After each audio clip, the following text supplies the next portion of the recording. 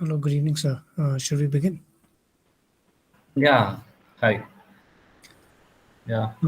Yes, sir. Yeah. So, Yeah. I will start. welcome Yeah. back Yeah. Yeah. to the third session of the game development workshop, and we'll be starting off. So, yeah, so you can take over. Yeah. Thank you. Yeah. Hello, guys. Welcome back. So today's topic is UI system in Unity. We are going to talk about UI system. Okay.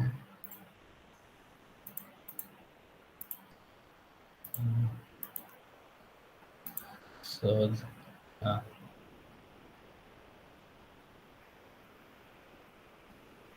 so this was our yesterday's. We were building a level actually. So we have seen player movements, collisions, instantiation, and animation. We have seen this kind of stuff yesterday.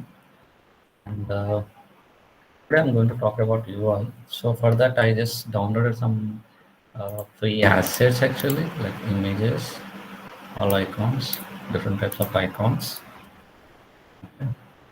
We'll make use of these and we'll see how to make UI system in Unity.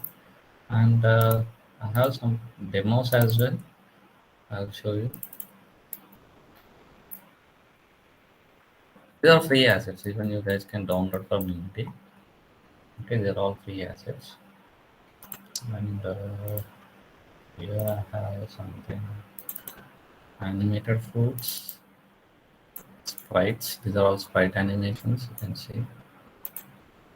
I click on play. The difference of different types of sprite animations. This we have seen yesterday. These are all animations. Okay. And so let's start with sample scene, or we'll create a new scene here. File, new scene. New scene is nothing but you're creating a level. Create. Okay. Let me save this level in scenes. This is my UI. Okay, UI nothing but user interface. Okay, we are designing user interface in Unity. Okay, so before starting this, you know, to understand, let me remove this terms. Sprite editor, close down. Okay. So let me add some 3D object here. Let me give some example related to this. So when you look at this object, okay, this is a 3D object actually. Okay, this is a 3D object, and we have seen multiple things like plane. We have seen we made something like this is my ground actually. Okay, the same way, just differentiate actually, nothing much. So these are some 3D objects, and let me add some 2D objects like we have sprites actually. You can add some sprites, 2D objects. Okay, these are 2D objects. If you are making a 2D game, we'll make use of these objects actually. Let me reset. Let's see, this is my 2D object. The same way in 2D objects, we have other things like circle, capsule. These are all 2D images actually. Okay. Reset. This is square. This is circle. This is capsule. So when you look at this 2D or 3D objects here, this is called 3D objects and this is called 2D object. 2D object will have only one side actually, it's a flat one. Okay. 3D will have a depth. So now what I'm trying to explain here is when you look at the properties inside the inspector for these objects, not only these objects or direction light or camera, if you look at the properties in the inspector, the first component what you need to focus here is transform component. We have seen like, transform component yesterday, like you know, we try to move, change, update the values for position so that it was moving forward, backward. You know, we were working on this XYZ values. We try to move that one. For that, we use transform dot position. We got the reference for transform, and from there we access the property called position. Fine. But when it comes to UI, totally changes actually. There will not be any transform. A new type of component will be available for UI. Okay, that is the difference you need to remember actually. And moreover, when you're looking at this 3D and 2D objects, Here, this fellow, this camera is the person who is responsible for rendering these objects actually. Okay, the camera is the person who is responsible for rendering these objects. So when you look at the UI, especially here, see presentation. Okay, so these are the things we need to see, like canvas, about coordinate system, like and buttons in UI user interface. We have will get these all things like canvas, button, image, rectangle, sliders, toggle, many other things like that. So canvas is the main property of what you need to focus here actually. What is canvas in this? Canvas is the area that all UI elements should be inside. The canvas is a game object. So again, whatever canvas you are using for UI, even that is also game object. Okay. And it will have a component called canvas component so that it became canvas actually. Okay, how to create a canvas? It is showing the location. Go to game object UI. From there you can create. Okay, in canvas, use the event system only to help the messaging system. That means if you are creating buttons, or if you are creating nothing but buttons, like UI system is nothing but, we'll talk about buttons as well.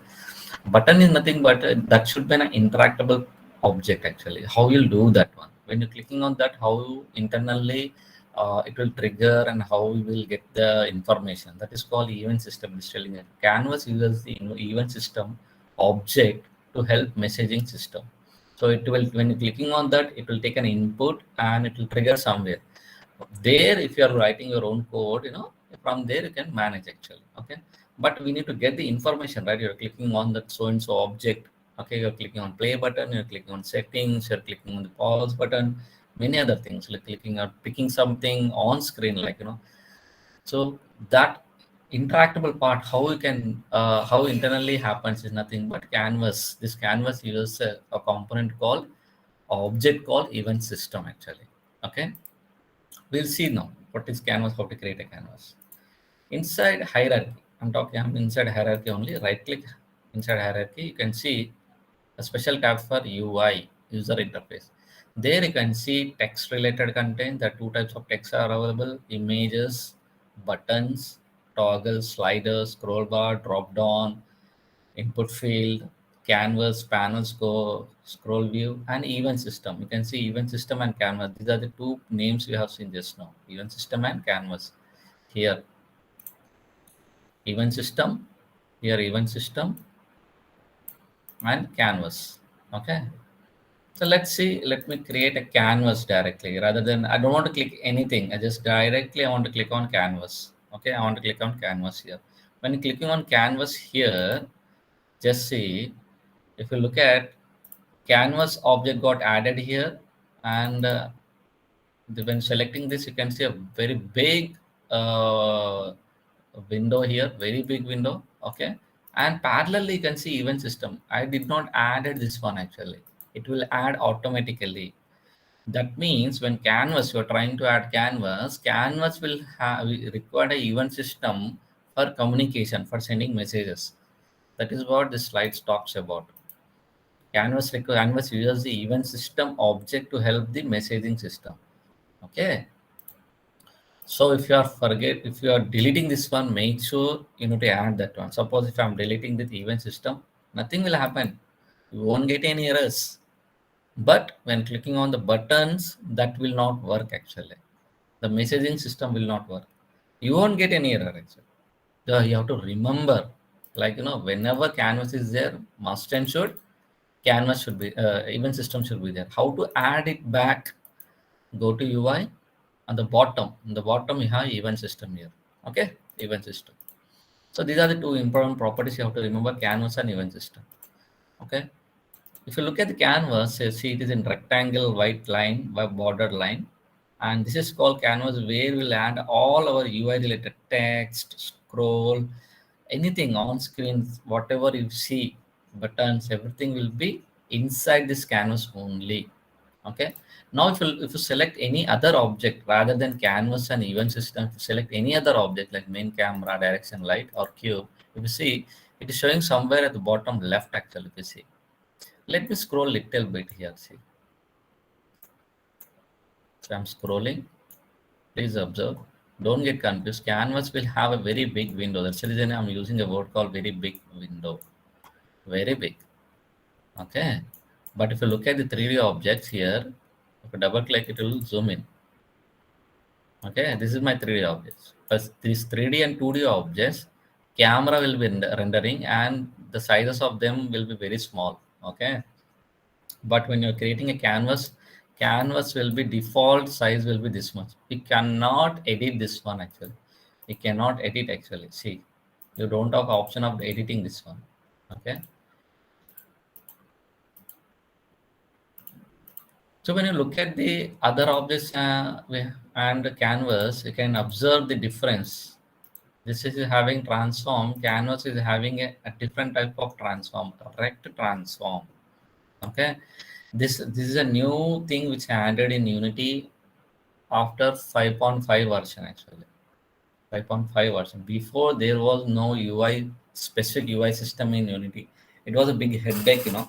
You need to write a proper code based on the resolution that need to be added and that need to be adjusted based on the resolutions.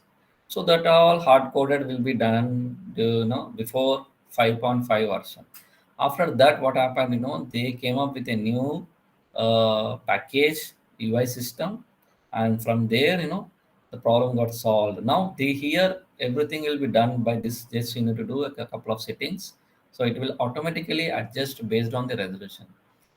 Automatic adjust based on resolution means if I'm developing a game or if I'm developing a game and it is having some couple of buttons, okay, I'm releasing for Android there are like some resolutions here. Let me show you here. It's already switched. I'm releasing for 1280 720 resolution, okay, device which is working fine. Suppose a user is downloading some other version, like he's using very high resolution. So even for that resolution, that UI system, whatever buttons you're adding, right, that need to be adjusted properly. It need to be adjusted. It need to scale properly. The how you do that stuff. So there comes this canvas actually. The canvas is the object which is responsible for aligning whatever UI system you're designing based on the resolution to fit. Okay. For that, they came up with a new properties like instead of using normal transform, they are using a rect transform here. In rect transform, we can see position. We have something a new properties called width and height, and we have something called anchors and pivot.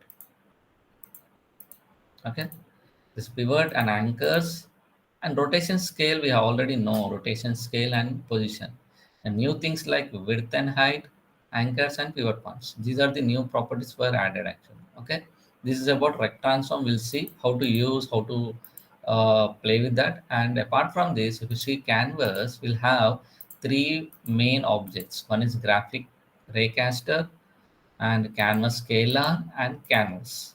Okay, canvas scalar is a component which is responsible for setting up the based on the resolutions actually. This will play a key role actually. Okay, we'll see this one. So let's add some UI elements like like some UIs. I'm just right clicking here. I'm not selecting this one, or no, I'm not right clicking on this object. Yes, I'm right clicking outside of this hierarchy in empty space. Right click UI. You can pick anything what you want to add. Like let me add text actually. Okay, let me add a text here. Let's click on text. See, if I click on text, the text whatever I added created, right, that is, see, it is created inside canvas as a child object.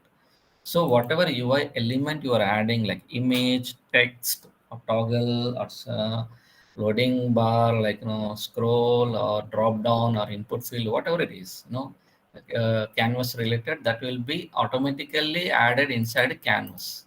Okay, it should be must and should. It should be a child object. This is called child and this is called parent. Actually, it should be a child of canvas. Okay. So now I don't know where it is. I can see this somewhere in the bottom left actually. Okay, if you see in the scene window, you can observe, it's very big actually. Here is my 3D set, here is my 3D set, and here is my UI actually. Okay, when you select this one, you can see this is my canvas actually. This is white color border, this is called my canvas. Okay, so now what I will do, I'll try to Let me drag this here. Let me remove this close tab. I'll try to move this. I can use transform translate to move this text. Okay. Or let's observe what else is there. What is the new things you can see here? I can see some. This is called anchors actually. So these are called anchors actually. You can see there are 4 points will be there for each and every object in Unity, any object in UI system. Okay, and I can see the text. Here comes a new tool we are going to use to manage or move this one axis actually.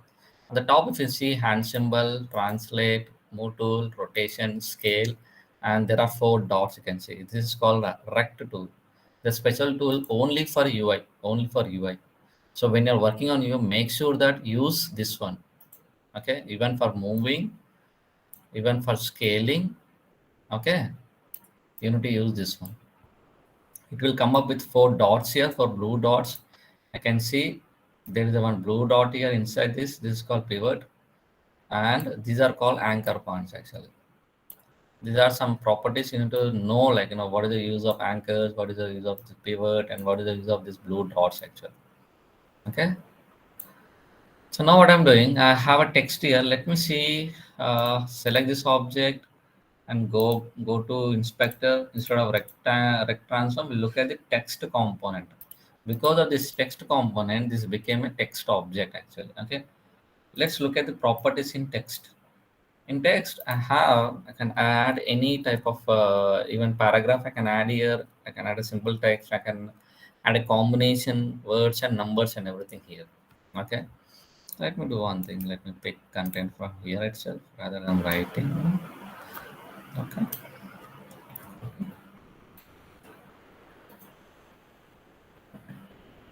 So here I have a paragraph. So I have a font.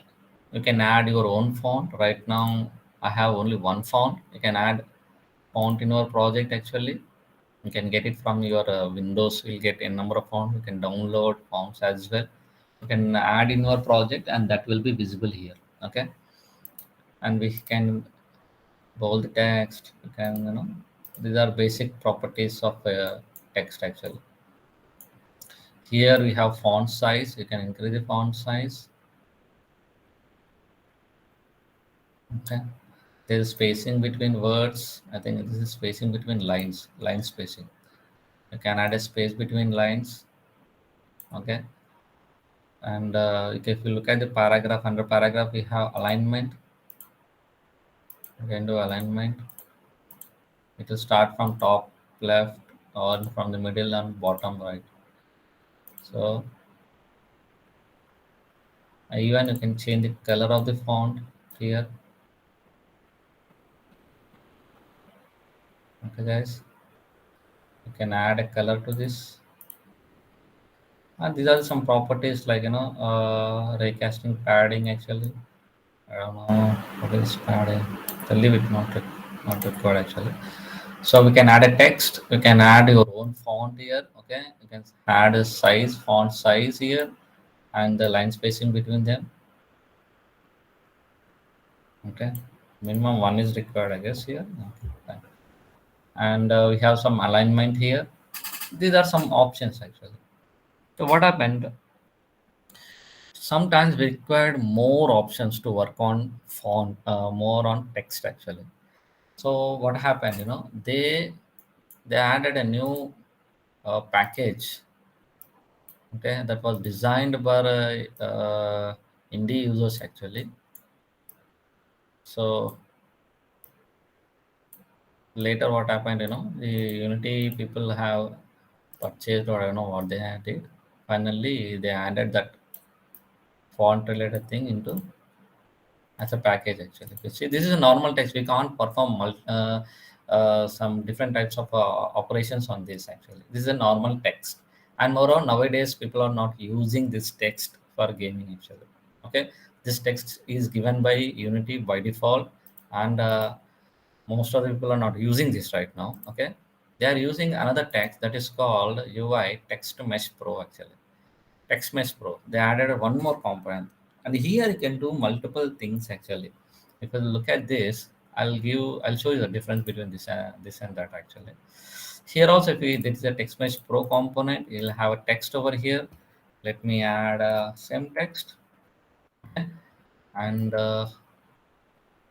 what is happening here? Oh, I don't have font actually. I don't have font here. Okay, something is missing. Okay, and when I'm trying to create, let me do once again. This window got popped out actually. Let me remove this component once again. Okay. Right click UI Text Mesh Pro. When you're creating this, it is asking to import a related packages into your project actually, like font related content, many other things. There are those, we don't have those related here. So it is asking to import Text Mesh Pro essentials. Fine, imported, and it will have even examples as well how to use this Text Mesh Pro. Let's import this as well. This is very important, guys. We'll have all the examples. What else we can do? Like, what type of how can I play with the text actually? I'll show you that examples. Before that, let me add the same text here. Okay. And let me make this one little small. Okay. Okay.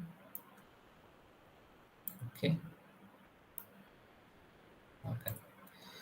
So let me remove these objects. I'll add only plain. This is enough. Okay. So now what is the difference between this text and this text, Text Mesh Pro? When you zoom in, you will understand this one. When you zoom in, you can see the normal text will be blur actually. Not like this, sorry. I better go like this. You can see this text will be, when you zoom in, it will get blur actually. This is normal text what Unity is giving. Same thing if I move little bit down, you can see this is text is will not get blur actually. Okay, that is the advantage actually. That's the reason people will use Text Mesh Pro. Okay, see this will not get blur because this is designed based on mesh actually. This is not based on mesh. This is the main difference between normal text and Text Mesh Pro. And let's see other examples. So now added even examples, right? Let's move to examples now. Text Mesh Pro, examples extra. We have some scenes here. Here, if you see, um, sample example. Okay. So this is Text Mesh Pro actually. I can add multiple colors in a single statement actually. See, white color, yellow color, your example has different color. In the Text Mesh is having different color, and Pro is having different color. So this cannot be achieved in normal text. This is one example. How can I do this one? How to do this one? So that's the reason they have given a examples and extras where you need to download this one. There you can clearly see how to achieve this one. When just simply click on this, you can see some HTML code kind of stuff actually. You can see some simple to add a color to another way of data. Like example, add a color tag. These are some HTML tags actually. Okay, then again text, and we have some code, color code here for Text Mesh, and Pro also we have some color code. Like this you can add tags between the text. If you do same thing in the normal text, it won't understand what it is. Okay, this Text Mesh Pro only it will understand how to calculate those tags and assign the colors to this. So that is the beauty of this Text Mesh Pro. Okay, adding multiple lines, many other things. It depends. You don't know what kind of requirement we'll get. So he has given all the tags actually. You need to learn these tags and just implement based on your requirement. See what you observed here. Cube, here square. How can I get that value there actually? Even you can get in normal text, we won't get the 3 will be appear next to X actually, not on the top actually. Here you can achieve that one. So when you want to do something like this, you want to type, it's very hard actually. You need to design this. You cannot achieve in text actually. You need to design this X cube, X square, and you need to add that images. It's very headache. And if you know TextMesh Pro how to use, you can achieve this kind of formulas. You can write directly.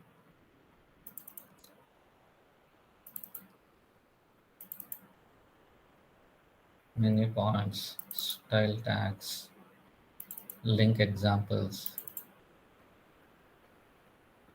Okay, I'll play one. This is pretty cool, right? Even you can add an image in between. There are some tags actually. Let me see what it is. Here on the yes. Sprites. Where is sprites? Okay, sprites. Sprite one equal to per text. Okay, they added some number actually. Based on that, this icon appeared actually. This icon got appeared actually. Based on that value, you know to learn this tags actually. Okay, what is this basic scripting? Let me run this one. Basic scripting example. Okay, input field. You can add some text here. Okay,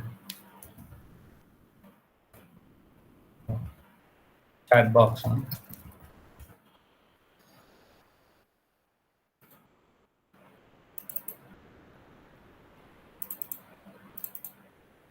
This is pretty interesting, guys. See, even you can animate the text. That is a beauty actually. You can animate the text actually.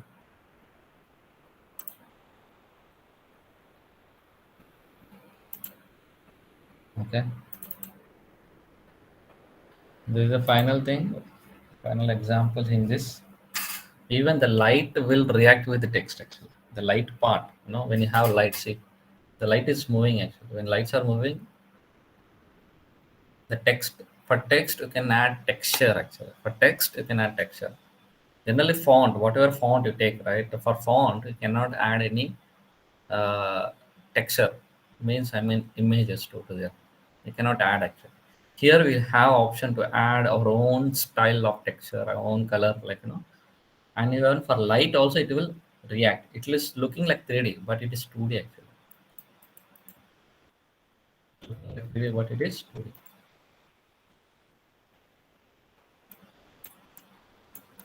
It is 2D actually.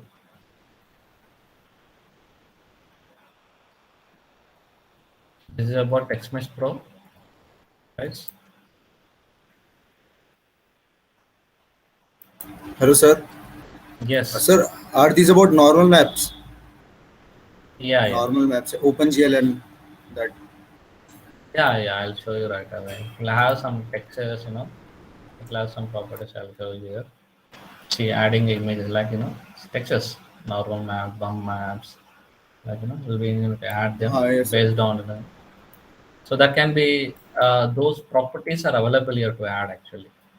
A normal text you won't get actually. TextMesh Pro, you can add your own textures you can design and you can add it here. Borders, highlighting the borders, everything, everything.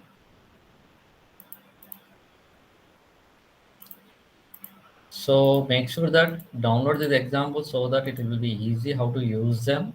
And it's very important, like normal text accessing in Unity scripting is different. Accessing, editing these at runtime, adding some text like score. Imagine I'm using the same variable for score. Imagine, then it will be very tough. Actually, it will be very tough. You need to understand what package I need to import and what type of variable I need to create to update a related score variable actually. Okay, let me show you something we have here. Score related extra daily type. I don't think so we have anything here. Yeah, I have text mesh. He's talking about text mesh. Sorry, let's try something. Text mesh pro. You need to import text mesh pro actually, TMP pro. Then only you can access this package and you can edit the variables. So that is about TextMesh Pro, guys. Let's come back to our scene. Here is our scene UI system, right? Yeah, here UI system. I think the main difference you understood the difference between normal text. First of all, this will get blur and this will, you'll get a proper quality actually, very clear, even in zoom in, zoom out as well. Okay. And you can perform many actions which cannot be achieved in the normal text. And here we don't have, the material part, where you can assign normal maps, dumb maps, to play with that actually. Okay. So let me remove this one, delete this as well. Let's move to another component, UI. Let's add one image, simple image. Okay. Let's add a simple image here. And you can see that image in this box. Where is my canvas? Okay, like sometimes this vector, this will disappear actually. That is because of this is closed. The rect transform got, it minimized. Then that will disappear. Okay, just open that so that you can see that part. Okay, now here is my image. Okay, I can scale this image. I can add some color to this image. This is called sprite. Okay, this is my sprite actually. I can move, I can rotate and scale in whichever angle I can move it. See, remember here I'm not using the basic transform related properties actually. Rotation, scale, I'm not using the scale property. You should not use this one actually. Okay, you should not use this one. If I do this one, if you see the property in the rect transform, the scale, see it became 2 and this became 1 and 1, right? Make sure this value should be 1 every time. Scale should be 1, and if you want to scale this image, go to rect tool and you can scale.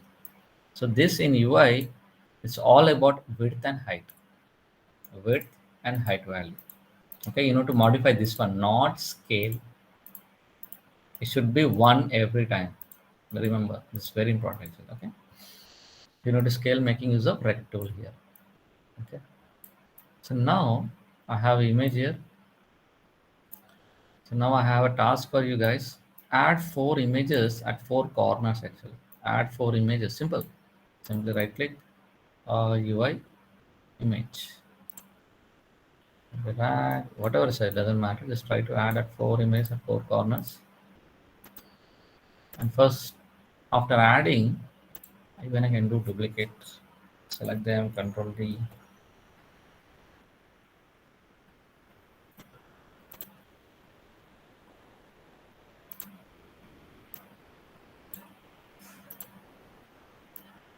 Just add 4 images at the 4 corners.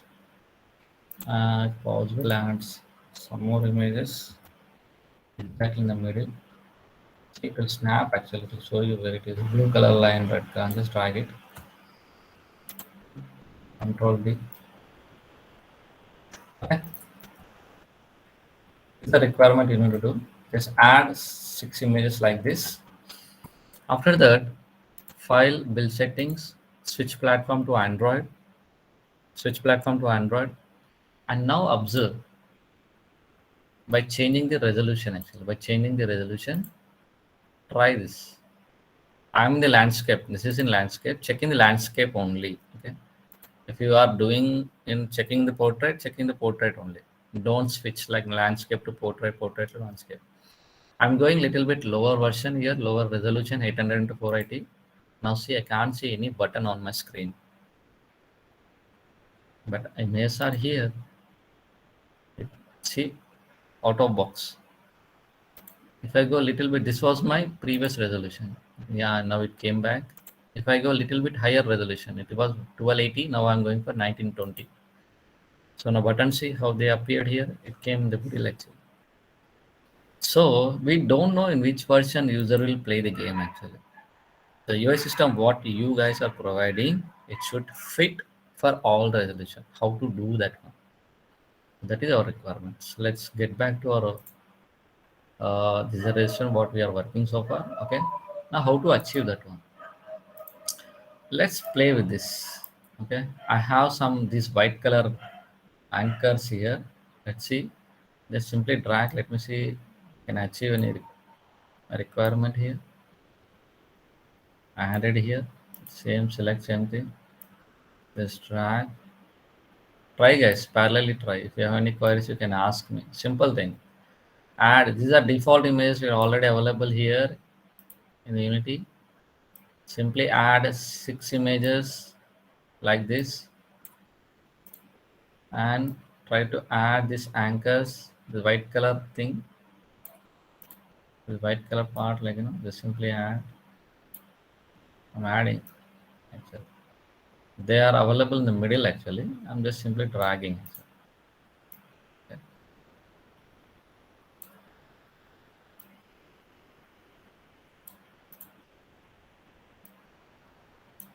So what will happen when I'm doing like this? Okay. If I try to change the resolution to 800 by 480, same landscape. Yeah, it appeared in the corners. If I change the resolution a little bit high, this was my old resolution, right? If I go for 1920 into 108, still it works. If I go a little bit high, still it works. It's working, guys. It's working, right?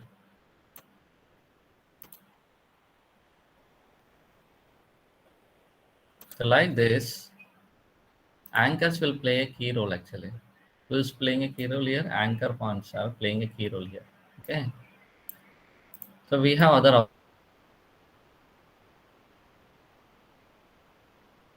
create empty. Let's create an empty object here. Let me add all these images into this. Let me disable this one. So now what I'm doing, I'm adding an image. I'm checking other properties. Okay, you have seen these 4 dots. What is the use of this one? For scaling purpose. And this is called anchor actually. If I put here, it will be in the middle actually.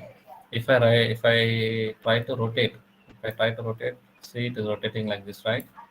If I do same thing here in right tool, if I move this here, okay. If I try to rotate again, see, based on this pivot actually, it's a pivot actually. Based on that, it will rotate actually. Okay. If you want to do something animation and a related object, just make sure that if you want any kind of hanging effect, then make sure where you want to add this pivot point. Okay, guys, you can do something animation like this. You can do. It will be rotating. Okay, guys. Okay. Now, now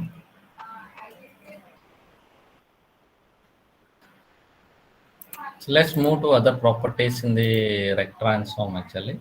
In the rect transform, you can see there is the one box here, center and middle. You can see it is named like center and middle. There is a box here. Just select that one, will appear many options here.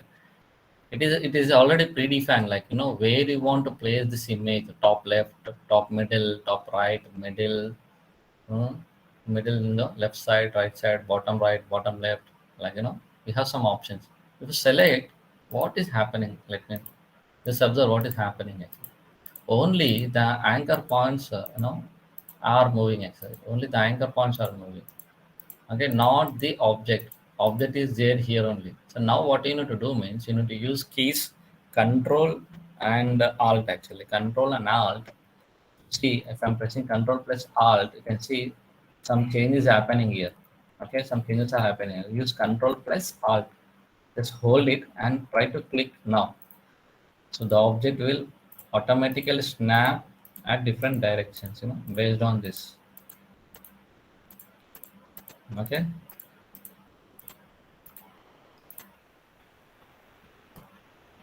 This is how you can add images. Then as especially they require this one. Let me reset this. This is my default size. And let me add different positions. Okay. in the bottom. Let me take one more image, Control D, and just let me rename this as my top border. Okay. Let me select this one, press Control, press Alt, and instead of clicking these buttons, what I suggest, use this border buttons actually. If I click on this, it will fill actually. Okay, you can add some color. This is my background, and this will fit. And whatever resolution you're playing, it will fit actually. It will not come out, sorry, not check only and landscape. It will fit actually. You can select this, you can see that image will not go outside of this border actually. So if you have any design, background design, you can add it. Let me check, I have any images here.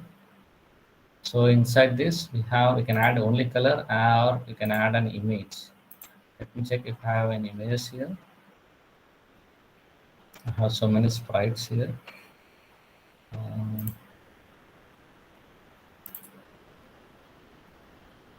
I'm just looking for big image. This one. Not good actually.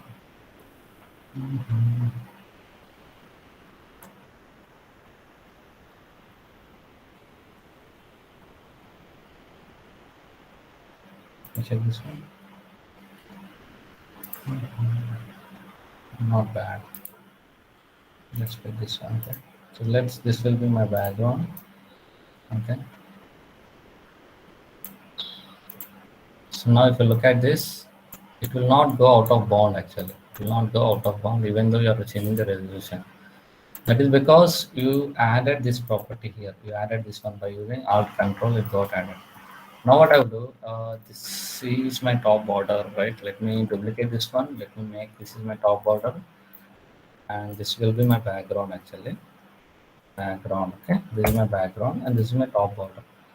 Let me add some color to this. Whatever it is, doesn't matter. And now what I will do, I'll use this. I have used this one, right?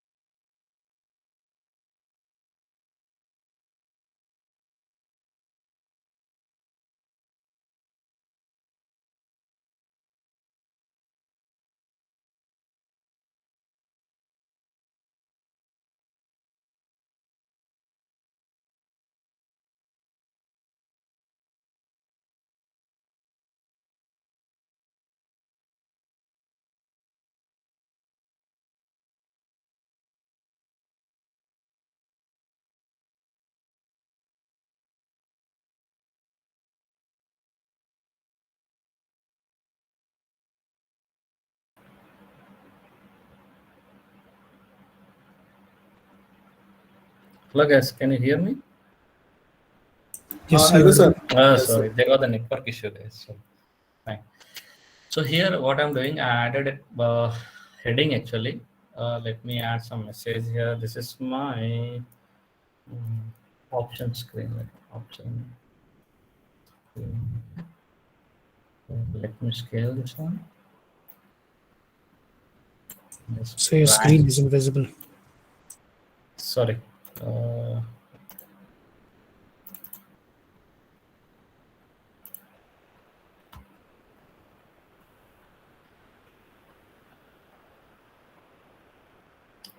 okay. So here for TextMesh Pro, I just added this text option screen, and I am using like bold, and it should be capital letters. Okay. Even though I'm not writing, it will pick actually, it will convert. And I'm using some alignments here. If you look here, I have options too, even for adding a border color. Mm,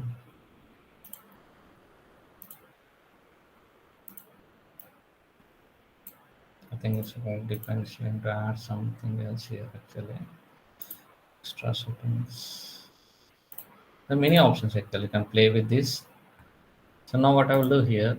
So this is my heading actually, and even for heading as well, what I'm doing here, I want to use same like options like Alt Control, align properly in the middle or here somewhere. It will appear inside that only because it is a child object for top bar.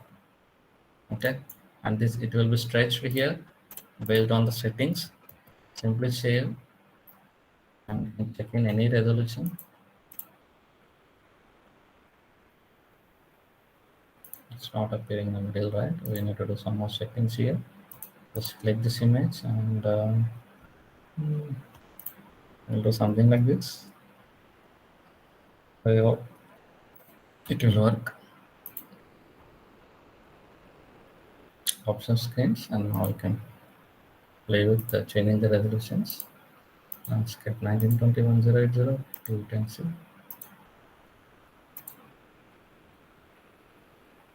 You can play and you can check. Okay.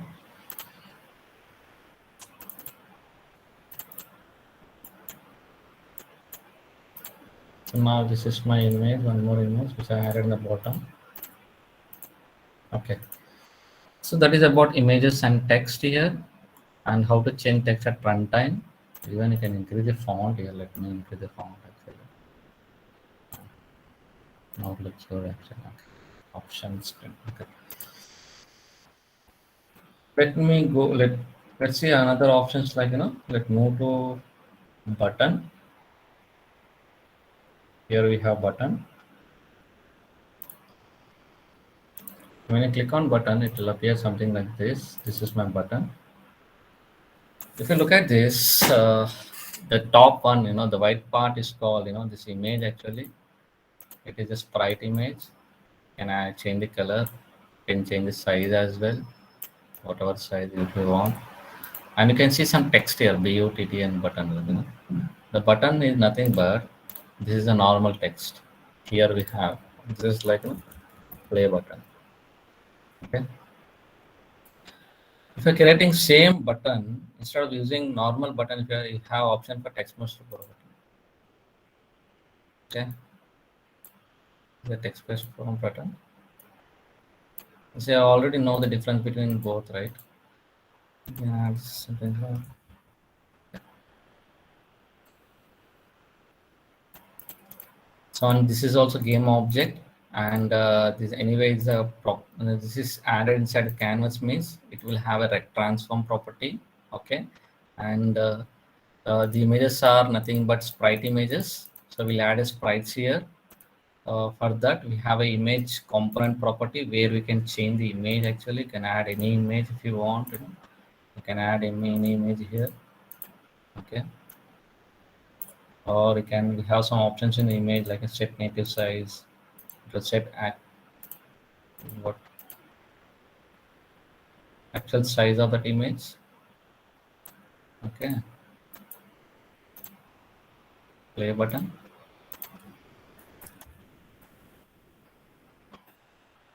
So this is a image component where you can add your own like source image is nothing but adding a sprite image, and you can change the color of that one if you want. You can change the color here, and we have some other properties like raycast. We'll see this one. Other than that, I'm telling this is a button first of all. This became button based on it's having a component called button component. Okay, button component. Because of this only, this became button. Now see, if I'm playing my application, okay, if I coming here, you can see mouse over. You can see some color effect. You can see. If I click, you can see the click effects. Even on play button, if you click, I can see effects. Let me change the color for this click effect for this button. If you've seen that this is a button component, this is very important, guys. This button component, the first property is interactable. You can stop that interactable part actually. You can control that one. If you do this one, if you click on this, it will be disabled. It won't react if you click on that. You're telling that in the interactable, I don't want this will be interactable. You are stopping that interactable actually. Okay, if you enable, then only it will be interactable. And next we have some transition states actually. There will be mouse over, mouse click, mouse up, stay. There are many other states for each button actually, like key, down press, hold, up, like that. We have different states for when button as well. So those transition, during those transition, you can add some colors actually.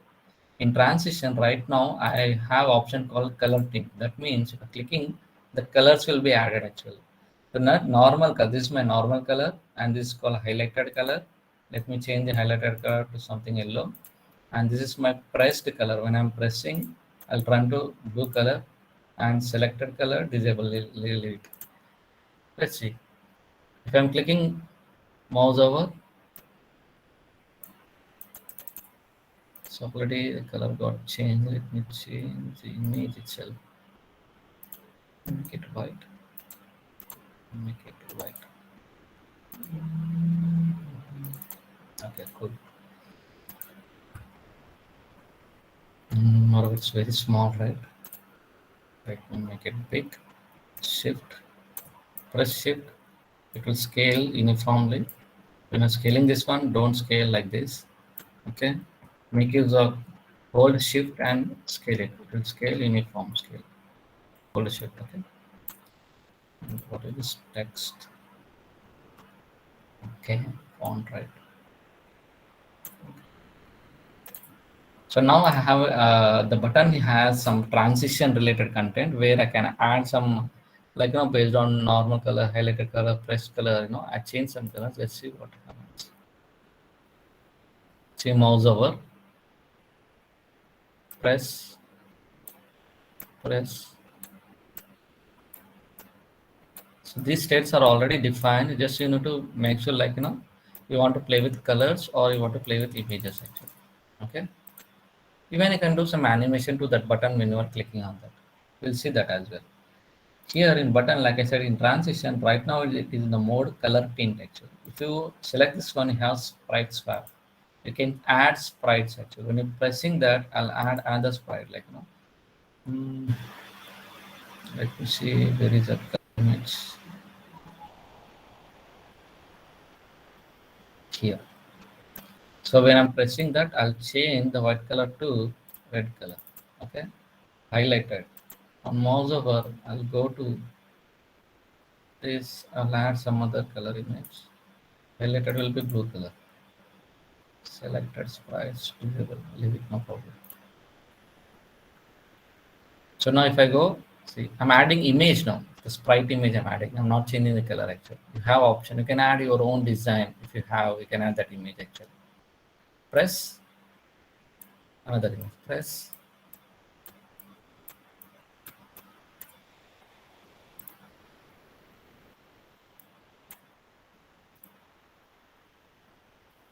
So like that, we have another state in transition that is nothing but animation state.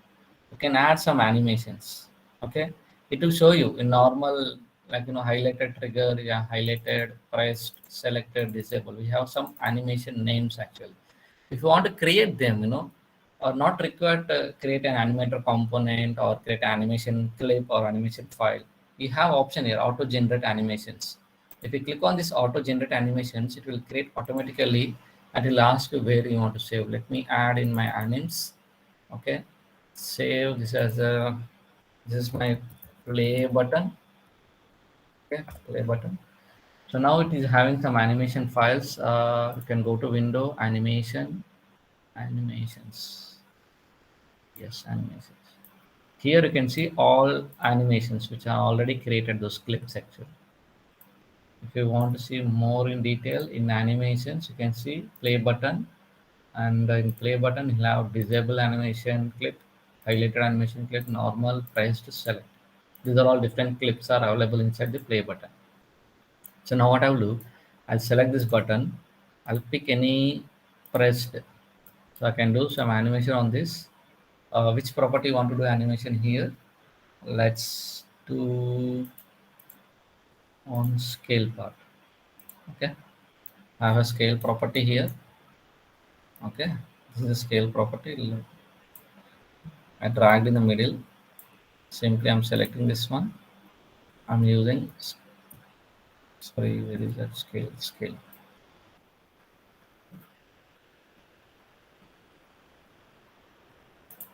Only pressed added animation file. I'm just saving and closing this. Others are normal files only. Okay. So when I'm playing this, when I'm coming here, nothing is happening. When I click on this, the animation will play. So you don't require to create those animation files what need to be added. So we have option in the button component directly. There it will generate all the animation clips what is required for that button actually.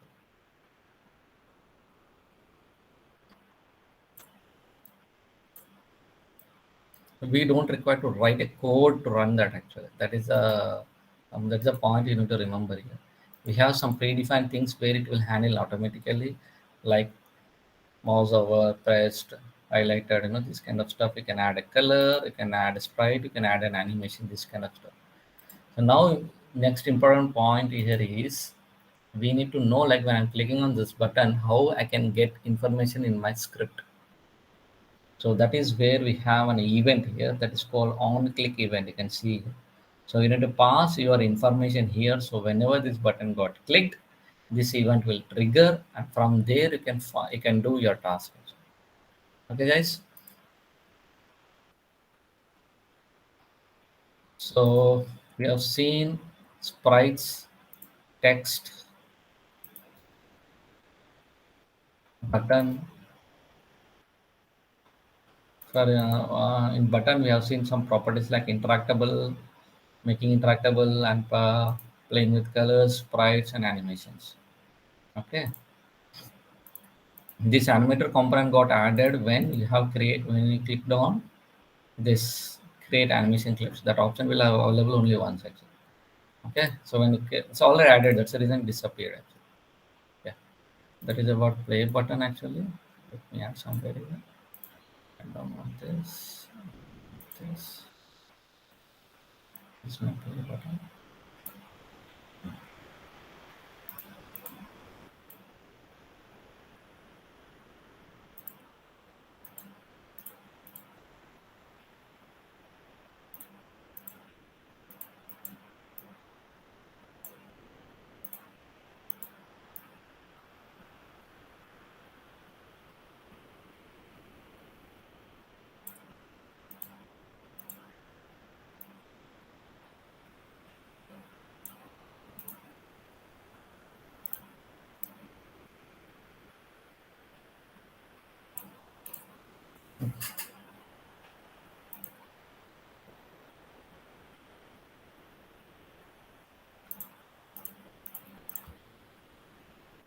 Okay. So this is one screen actually. So now we'll see like how can I create multiple screens, like we have option screen, settings, play button, initial main screen, and then when you're playing game, and when you're playing game inside that we call as HUD actually. How then from there again you have winning screen. How can I manage this all stuff? In Canvas, what we'll do, we'll create panels actually. We'll create a different panels. Panel is nothing but a normal uh, rect object only. It's a simple image panel, image object actually. So we'll create a panels actually. We'll create a different panels here. Let me create, this is my main screen. Okay. Where it will have some buttons and we have some backgrounds here. Okay, background is already here. You can disable screen. So like this, you can create a multiple screens based on your requirement. So now I'll create one more screen, UI panel. This will be my game option screen. So inside this, I'll add some buttons or whatever it is. Let me add, let's see some scroll view or scroll bar, slide bar. So let's see what is slide bar here. I have slide bar here. So this is my slider actually. Let me see, can I increase the scale actually? Okay, increase the scale. Let's play this one. So this slider, see, it will have now.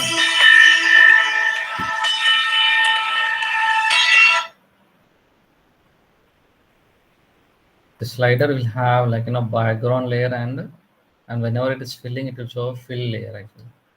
Okay. So here what happens, if you look at this object, this is my slider, and slider will have its own component called slider component, and this will play all the properties like the filling, filling part. So now we can use this slider for as a loading also. When it is loading, like let me add a UI text here, text. Let me add a text here. Sorry.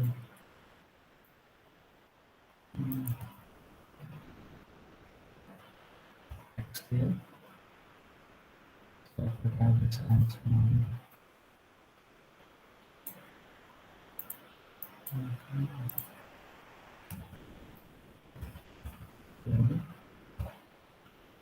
okay. And here what you can do here is simply you can play with this value actually. It will be filling in this. Okay. In this we have different layers actually. Background. We have some background color. Let me make it green. And so when you click on the main object, when you click in, oh, it's not share. How come? Oh, or you can make it red. And fill area. Fill area. We have fill area. Let me make it green. And if you click on this, select.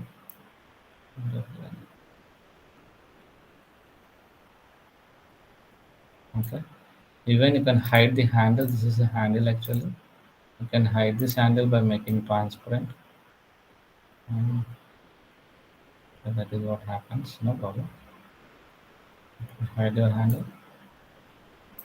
Simply this will be filling actually. Okay. That is stopping because the handle will appear there actually. This you need to do some minor changes. That will work. You can disable your handle actually. Okay. Appear right. Okay. Same color. You can scale it down. Uh,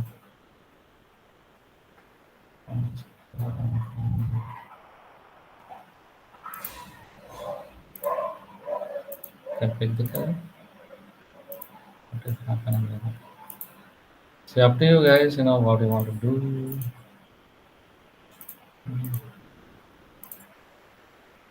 So this is a property where you need to work on slider. We have components. That is what I'm talking. Unity is component-based programming. There, where you can have different components where you need to learn how to work with them.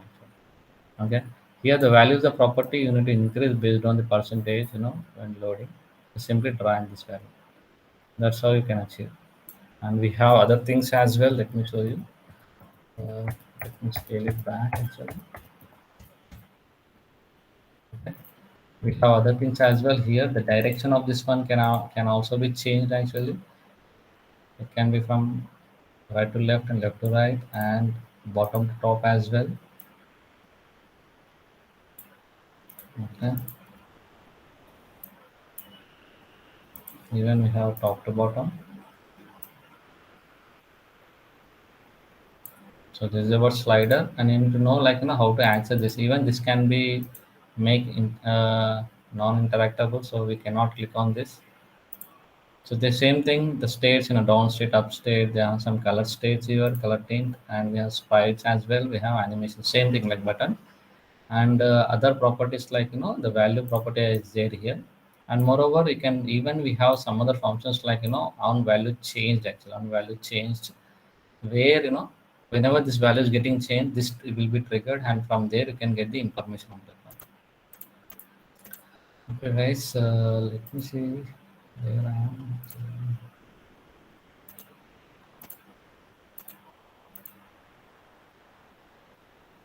Okay, that is about slider. And let's see, let's add some scripts here. Let's add some scripts so that we can create an interactivity between buttons and objects. So I need some screen here. It's better to enable this one.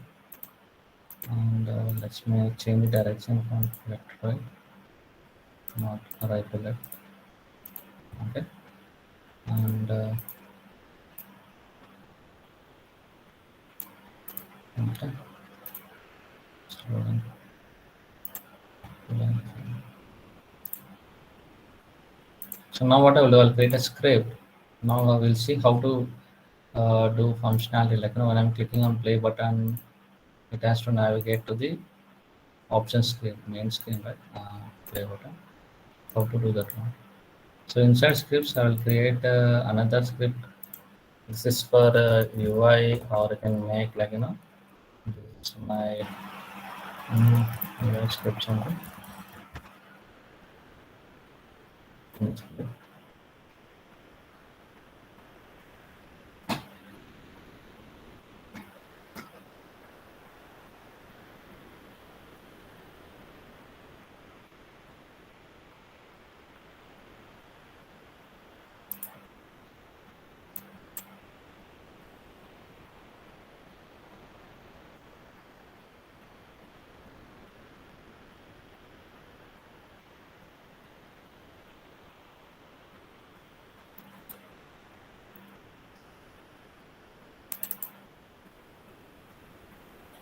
So here is our script, your script. I need some references when I'm doing this. Okay. The first thing what I require is I'm creating a public game object. This is my main screen. Okay. And at the same time, I need a game object. This is my game option screen. And here we required one user-defined function. Actually, we need to create our own function. How to create a function?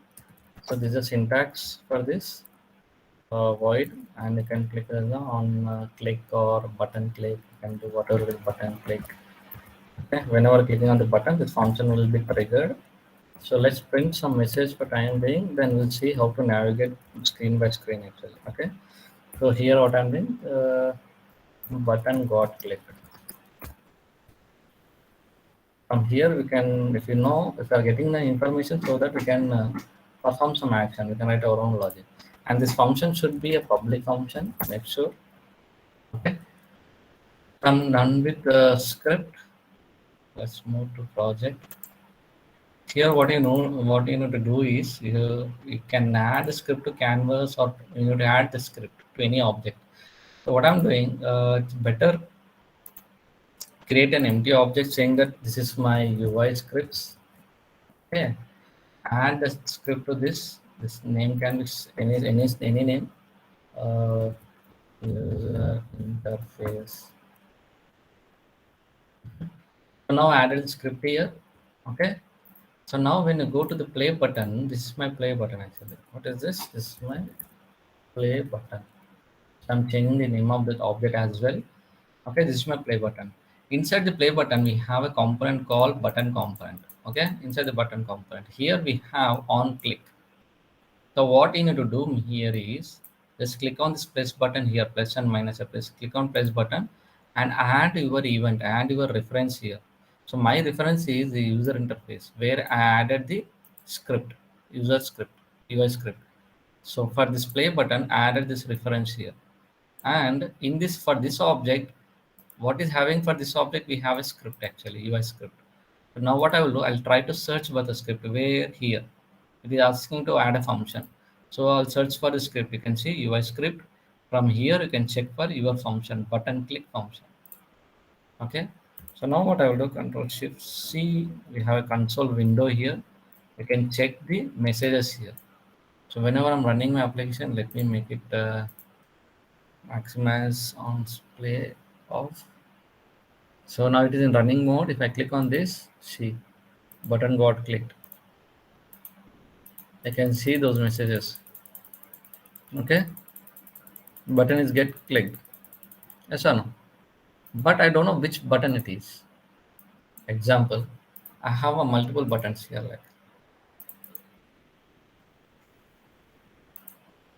suppose I have a multiple buttons here.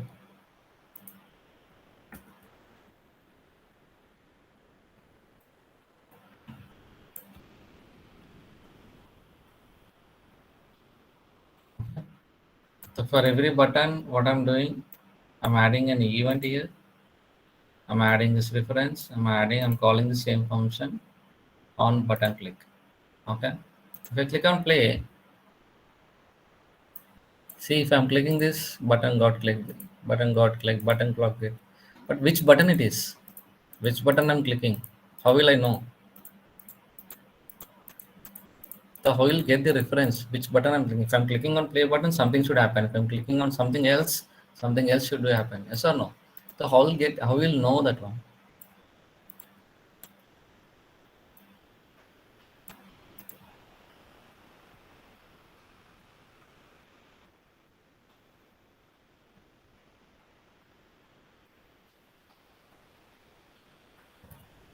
Found out what else?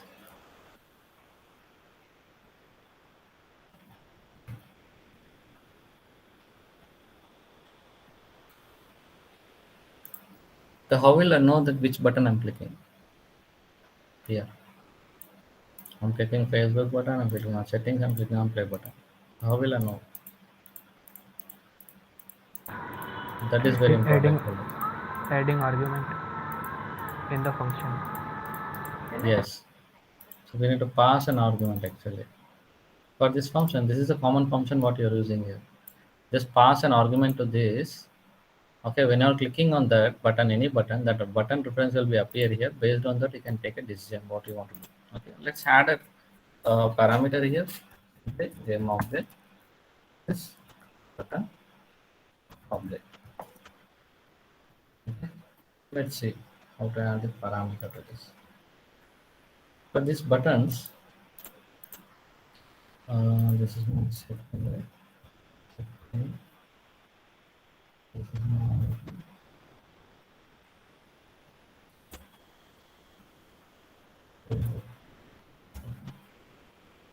when we look at this, it is showing missing argument, missing function because we added a parameter to this. Here we have button click and simply drag same object reference to this. The same object you are adding a script and function and the argument will be the same object. In the same way for this as well, just on button click, just drag this one. The same way play button, your script, button click, sorry where it is, button click and simply drag this one. And now here you can add a condition, here you can add some conditions.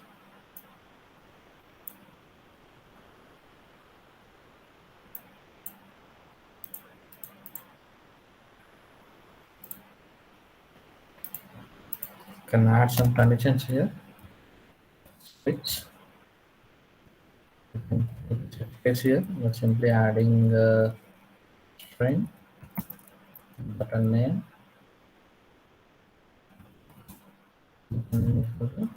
button object dot name. And pass this, you can do that even you can calculate here. Button name is a string. In all cases will be in string as string only. That's all. So here we'll have something like this break. We'll pass this is a button name here. If you look at here, these are the button names actually. So I need to use same without spelling mistakes. Create different cases. Here. So here we have settings. And this is my case. Now when I'm clicking on play button, what I will do simply, I'll disable the screen here. Dot set active false means false. The screen will be disabled and I will have the screen to enable the screen. That's it. Simply dot set active.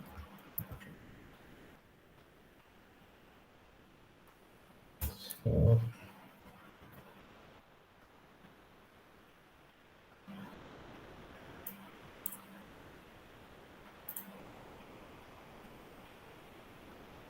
right in the card and masters.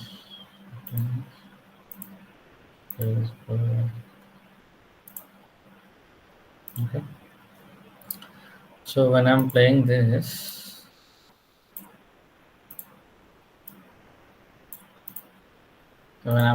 application, I may get error because I did not add the references. So I will get an error. So make sure that you have assigned all the arguments here. So whatever you have created two variables, right?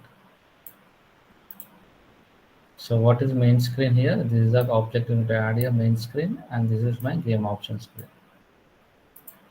Okay, simply click on play button. So new application is running. Just click on this.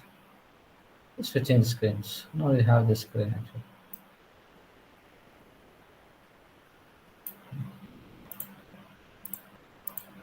Okay, guys. So let's create one more screen for score part, or you can get back to our game. Where you wanted to do this all stuff. Where is the first level, right? Where is my brush? Okay. This was the level which created yesterday. Even we can add a character actually, 3D character here. We can make it move actually. For that we need to add a package for that package manager. Like I said yesterday, what is that package? Unity history starter kit actually. Let me see. It is there here. Starter assets, third person character for 2020 version actually. Okay. We can add this so that you will get a 3D character to move. If you are getting bored with these cubes, what I'm moving here,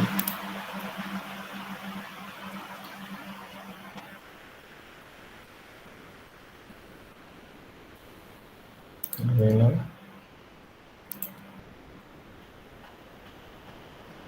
See, you can use a predefined template, but parallelly you should know what exactly happening behind that actually, what script is running, how it is able to move, how it is able to rotate, should know this all stuff. Otherwise, when you wanted to edit, then you will face a lot of issues like what is transform, what is rotation, what is scaling. So who is responsible for rendering this all stuff, main camera. So what different types of lights are there, how to play with them. So using templates is suggestible, which reduce the time, but when you're starting learning from basics, you should play with uh, primitive objects only. Then only you will learn a lot of stuff. This time I'm importing a starter asset where it is a third person character. It is having a camera. It will follow. Camera will follow with the character, and the camera is having a predefined moments where you can use them. So I wanted to add that here so that it looks better.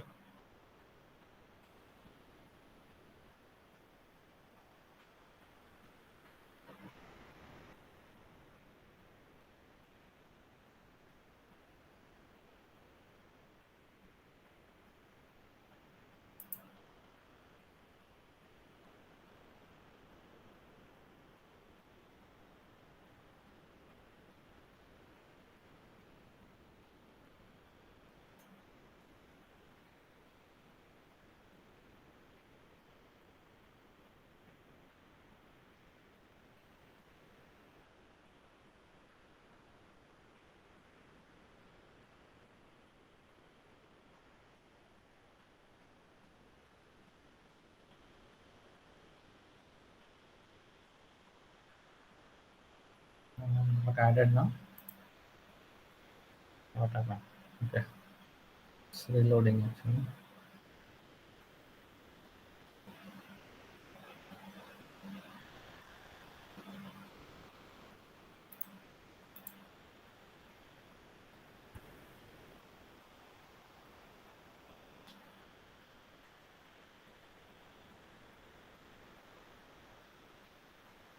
Okay, fine. Finally, I have a setup here. You can check that in the editor. Third person. We have scenes here. You can open the scene. You can check whether it is getting cleared or not. Yeah, it's playing. See, camera movement is working here. You can add this 3D character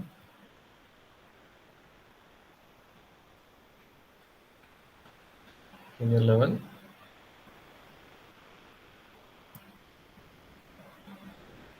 So we'll see how to add this object to our level, and whether camera will follow or not. How to add the related components for this object. Okay, we'll see that one. You guys can take some break if you want. 5 to 10 minutes. You can join back again.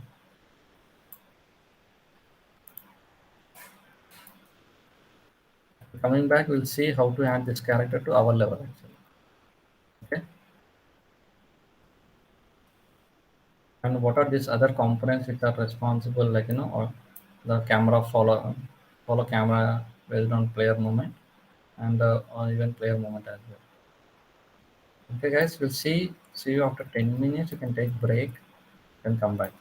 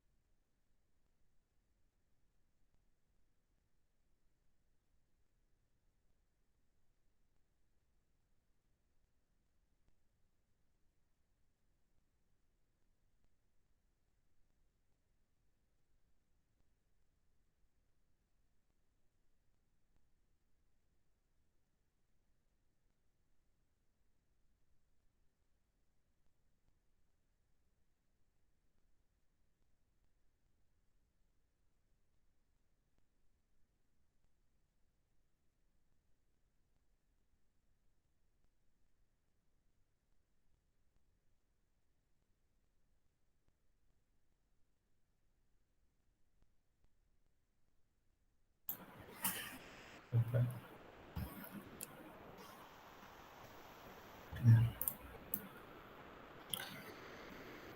Guys, let's see how to add this third person character to our level. So let me play this again. So this is working fine. I have no errors actually. The camera is working fine. Okay. To add this, first thing, just select player character. This is my player armature. Let's see where this object is available actually. So if you look at starter assets, inside third person controller, we have prefabs. Inside the prefabs, we have player armature. Okay, this is the object what we need to add. And apart from this, you can see even the main camera is in blue color. That means it is also prefab. So main camera also need to be replaced with this camera. And after that, we need a player follow camera here. Player follow camera, and that means we need to add only these three objects. Let's see how these are interlinked. You know what is getting how the main camera is getting followed. We need to see now. Inside the main camera, I can't see any properties. Only CD machine is there. And player follow camera, we have some follow option. Actually, player follow camera, we have a property called follow. What is follow? Like what object I need to pass here? If you click on this, you can see. Okay, inside the player armature, you can see player camera root. We are adding this root object to this follow actually. Okay, let's see. Let's implement same thing in our level. At first level, I'm not required to save anything here. We have whole set here, and it is a little clumsy. We can create an empty object. You can see set, some page shift, simplify set, set, minimize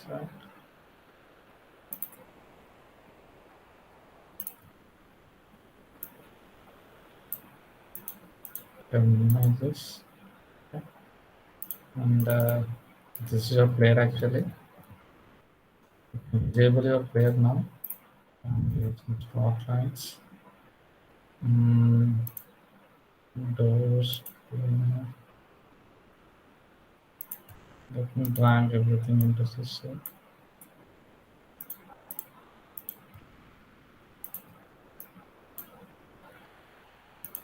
Including the bound positions of the and drag it. So this is it. The first thing we need to remove this main camera. Okay. So we need to add a main camera here from this third person controller. We need to add a main camera here, fine. And then we need to add a player, player, fine. Added a player here, okay. And I need to add more object, player follow actually, player follow camera here, okay. So now this player follow camera, where it is, okay, it is added to data. So for this player follow camera, we need to add this follow property. Which object you need to follow? So inside the player, we have a property player camera root. We need to add the root property to this actually. Just simply drag and drop. There are small settings you need to do. I hope this has to work. Let me play in full screen. Okay, pretty good. It's working. Let me see. Can I move? So I have a collider actually. I'm unable to move from.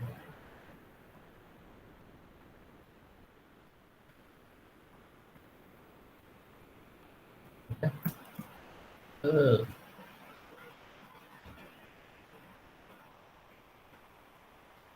Finally, we have a player here with proper controls and everything. Just we need to find, only the A part is pending. We need to add a part as well as we need to add a collision. Actually, how to find a collision? That is a big thing what we need to do right now. The walls are very small. No problem. When you're checking the AI system, this will help us. We need to jump and check.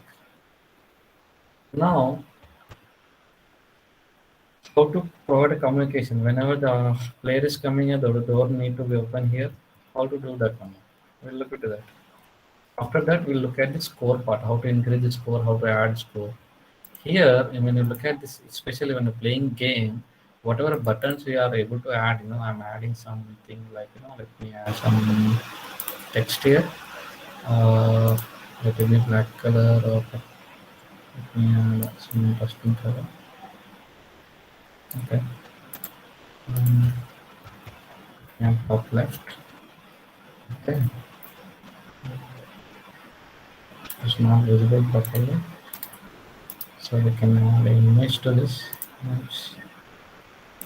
We can add an image. Okay. Move top left. Go to scenes. Click on image. Here is image.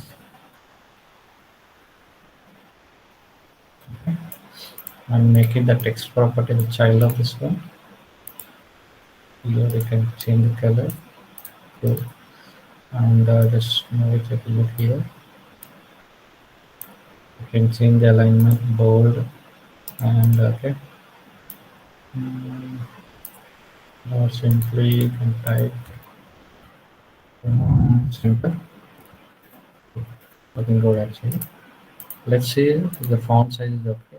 I'm not bad. So let's add some thousand score. Okay. Score.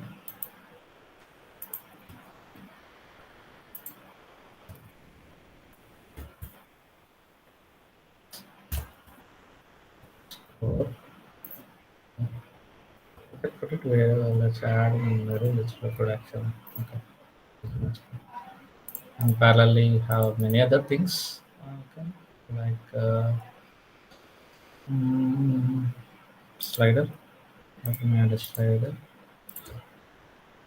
Top left.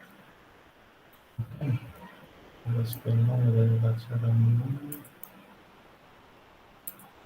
So this will work as health bar.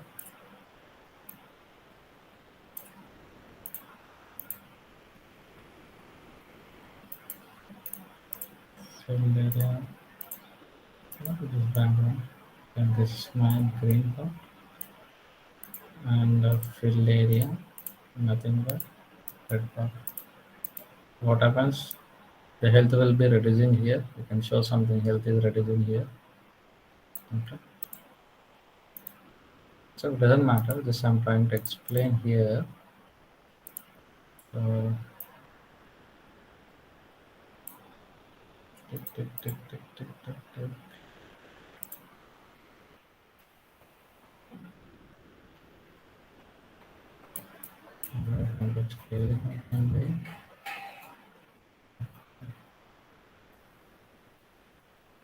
Okay. So now when you're adding certain things here, like score, health bar, some other buttons, okay. So inside the game, these buttons are called as HUD actually. Heads up display. These buttons are called heads up display. Especially when you're inside the gameplay, whatever UI system, these are called HUD actually, head up display. Okay, it's named as heads up display actually. So now when I'm moving my character, I hope things will work fine. Yeah, fine. So we'll see how why this is not happening here. Find the collision between the collider here. Okay. Mm, here is our character. Character is having a collider. Character controller. We have other things. So now we need to find how to find collision between them mm, where is the object? Sorry. Character controller, yeah, character controller. So we need to check how to find the collisions between them, how to find, and here we have a door here. So let me drag this outside. Okay, the door is having a collider here. Let's add a trigger so that it will pass through. Yeah, it will pass through. Okay. Same way, add each trigger for this. Okay. And we have some script, right? Where is the script? The player script, right? Mm, we don't have any script to this. Let's add the script to this main root, and let's check the collision part whenever it is colliding. Other dot game of the dot name. Let's check this one. If we are able to get the reference for player, it's well and good. Okay, let's print this one. Debug.log.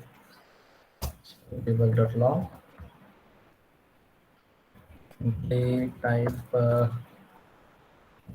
just follow the dot. Dot. Sorry. Here comes player. I'm using on player exit.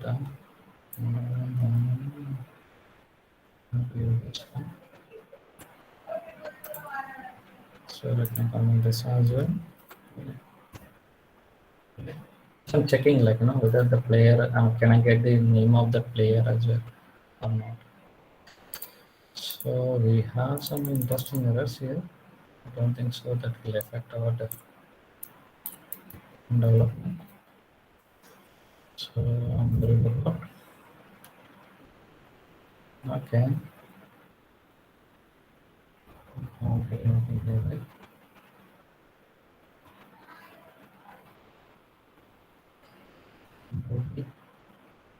Important messages.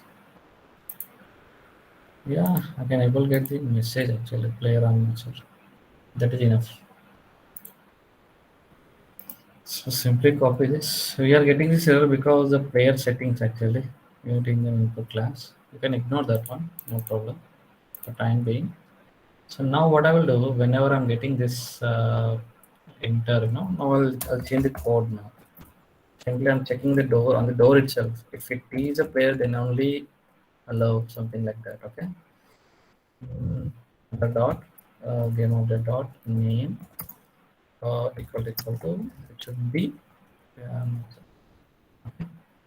only what we need to do, we need to just call this animator component.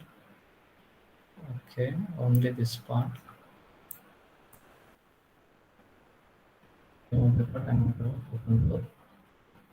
The same thing need to be added here only on trigger exit. Instead of open, you need to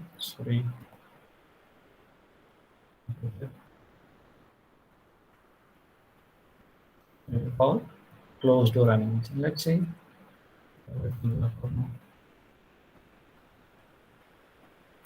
Okay.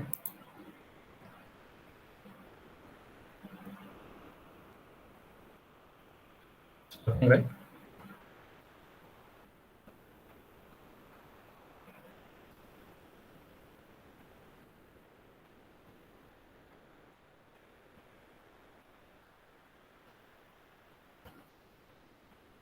Let's add some objects for collectible as a collectible.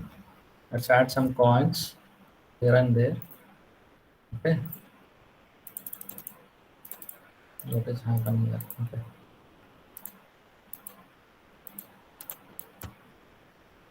Add some coins. Let's make this object as coin here. Okay. Sphere. Coin.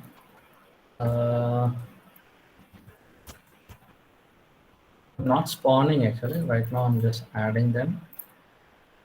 Later we can make a random actually. At runtime it will spawn. That's my okay. Let me try and probably insert this. Let me add some material.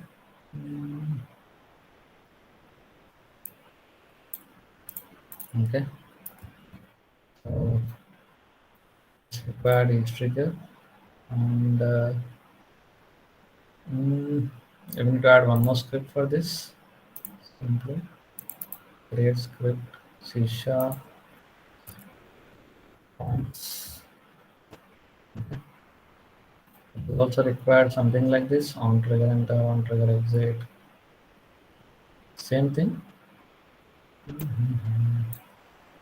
need to check only this condition answer, nothing else. This one. Simply type on trigger enter and search for this condition. The condition matches and simply destroy. Okay, destroy same object, game object. Game object means myself. Destroying myself as well. Okay, let's see. So I'll add a script to this, and which is the each trigger enable. Mm,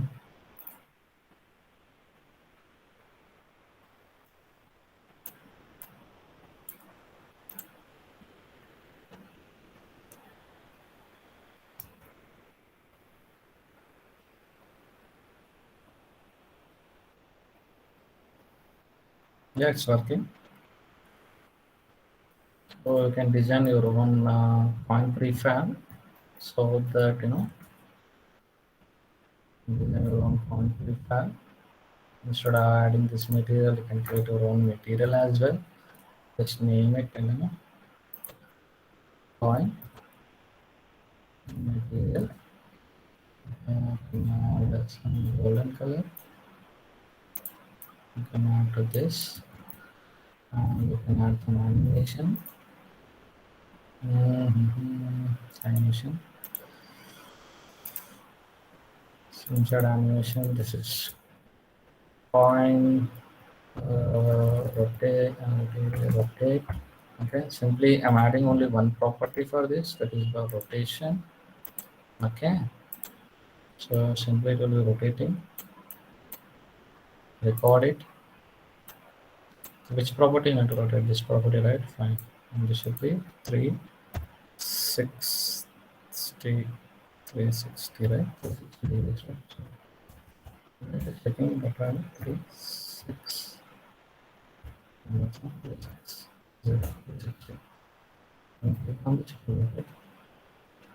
But you can observe it is stopping at some instance. See? It's stopping, again it is rotating. How can we achieve that? Smooth rotation. Think. If anybody knows, please let me know. This is my object, points object. You can duplicate and you can add wherever you want.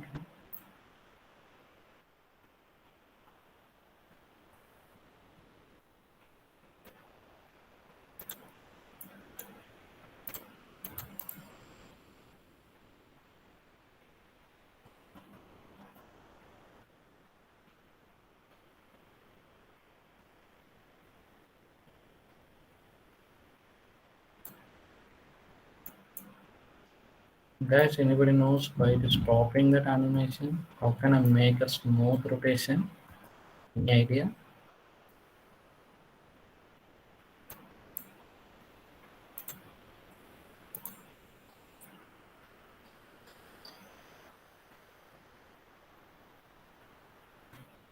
See, it is rotating, but it's stopping. It's not smooth animation. How can we achieve that one? How can I make it smooth rotation?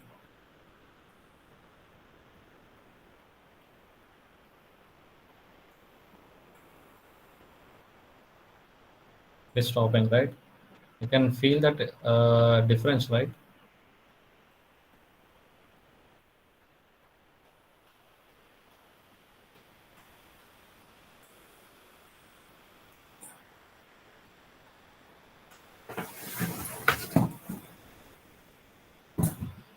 Just now we need to increase the score. That's it.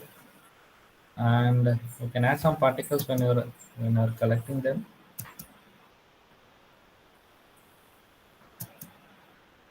Okay. Any idea, guys? Anybody knows how can I make the animation smooth?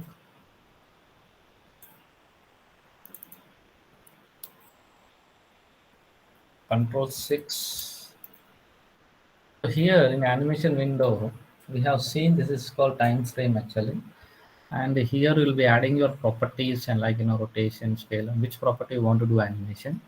Apart from this, if you see the bottom, we have dupe sheet and curves actually. So right now, what you are seeing, this is called dupe sheet, okay. And if you click on curves, it will show you curves actually. Here, simply scroll, press Control, Alt as well, Alt. It will minimize and use Control. Here, scroll. This is a property like this is called this yellow line actually. You click on this, the yellow line. It will have some settings actually you can do. By selecting this point, you can make it like straight.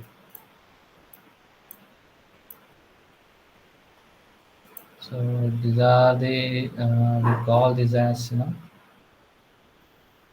can play with animations, make them slow, smooth, like it will stop actually when you click on stop. You can play with these values actually.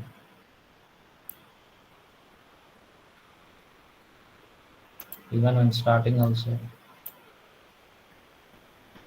So when this line is straight, then the animation will play smoothly without jerk, any disturbance. Like, so now you can see that effect.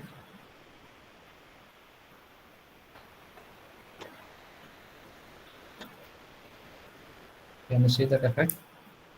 It's rotating smoothly, right? So now what we'll do, whenever collecting, I can't feel that effect, like, I'm collecting that thing, Or let's add some effect, particle effect or something there, So we don't have any particle things here. Let me see, can I download anything here in package manager? This is my assets, right? Mm, particle effect. Mm, UI package. Uh, embed touch controller, text, content, water effects. Or we can search in the uh, this thing. Let me check.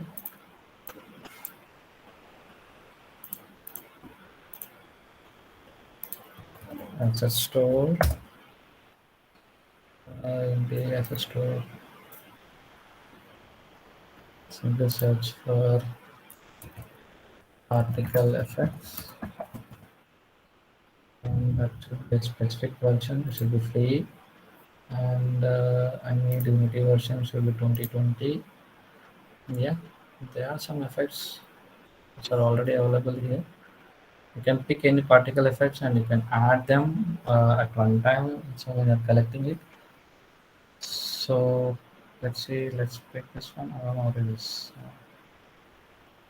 Effects, textures, and prefabs.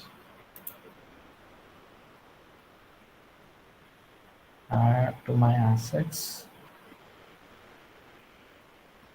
We have only one time effects.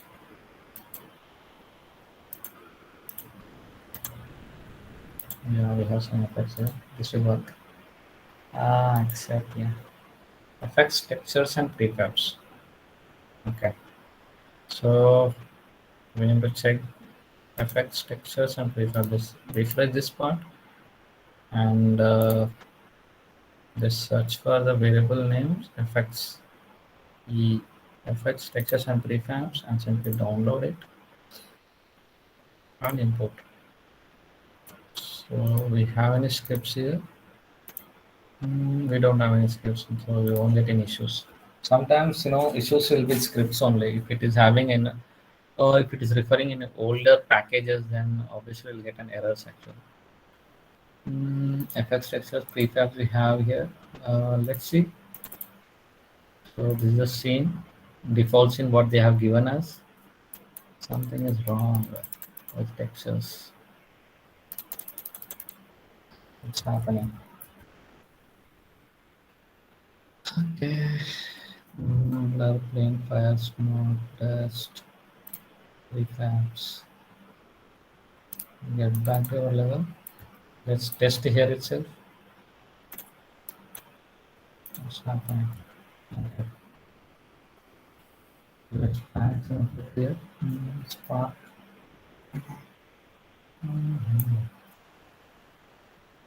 How to run this one?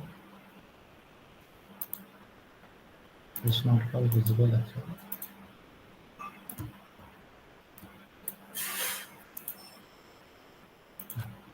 This won't work.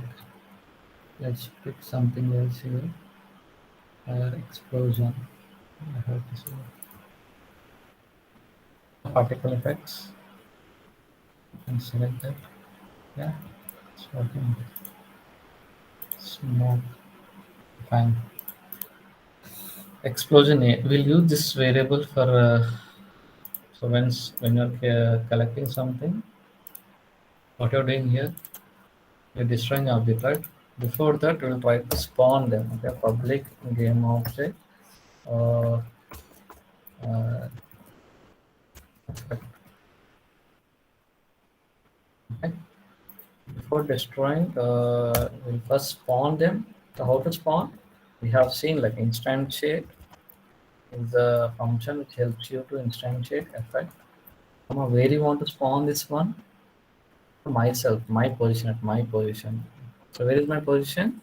Nothing but transform dot position and the coordinate dot identity. The angle related, the default variable. You can use this one. Okay. So after that, after spawning this, then you can destroy this object. It's getting compiled. Let me add this variable to everyone. Explosion here. Let's see how it works.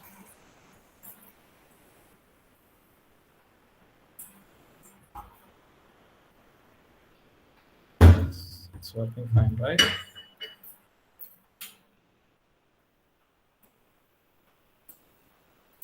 Can observe the what is happening. Can you find the error here? What is happening here? How to solve that one? This particle is not matching actually. You can add whatever you like. But what is happening here? That particle is in a loop actually. It is running in a loop. So what should happen? Once after playing it, even that object need to be destroyed. So how to achieve that one?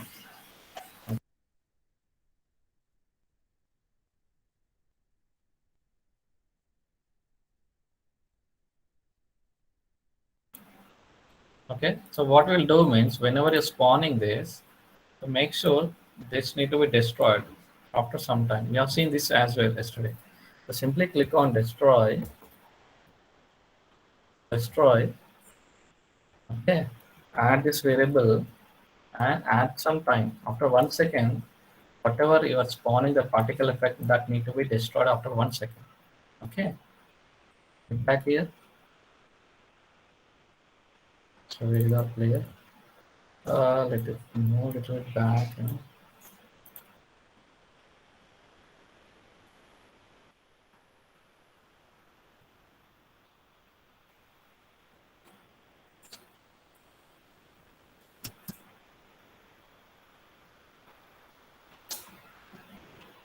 You can reduce the size of the particle actually.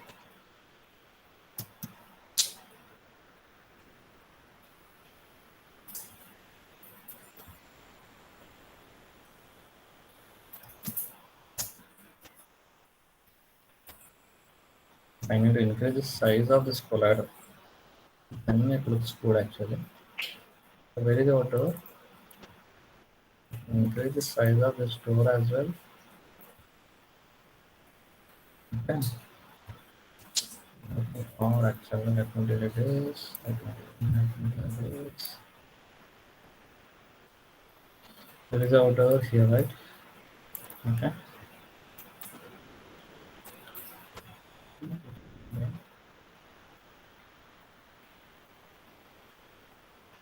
And just look at the collider. You can increase the size of the collider. Okay. Whenever player is entering this area, so the door will open. Okay. This is pretty good actually. I guess. Let me increase the size and let me move the position actually. Okay. So when I'm running and coming, like before reaching the door will open actually.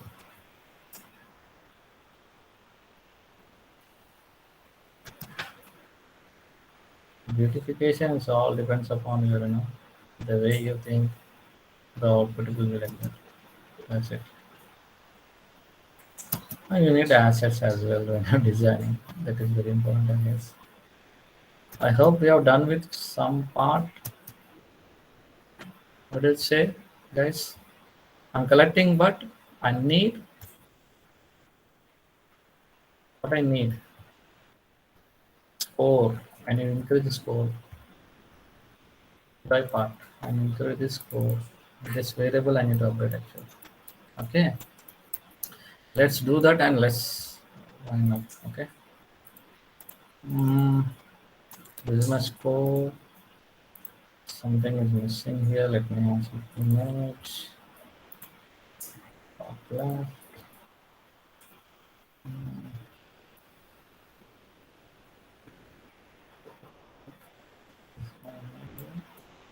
Let's add some image.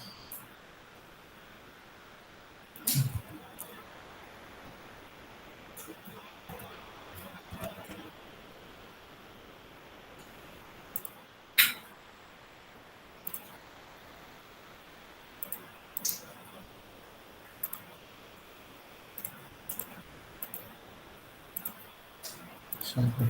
Okay. So this is the text one what I need to increase. So initially it will be 0 score. So when I start collecting, this need to increase. That is what our requirement. Now how to do that one? So this first thing, this is a TextMesh Pro. You need to understand how to get the reference for TextMesh Pro and how to increase it. That is very important. And who is collecting actually? These are the coins. In the coins, see, coins is having its own script and it's running. And whenever something is matching, then it's destroying themselves and it's running its own particle system. Okay. So now, how will where I need to maintain this scoring part actually? Where I need to do that? So we'll do one thing here.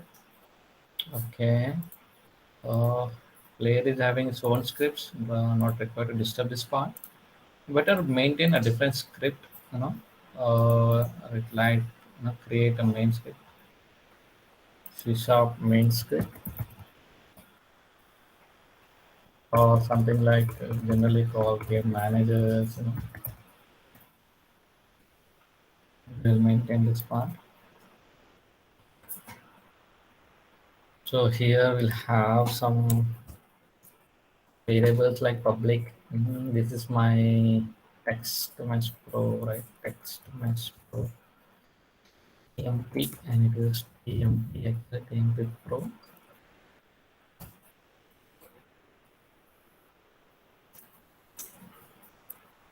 This is my core text. Showing some error because you need to import some things here.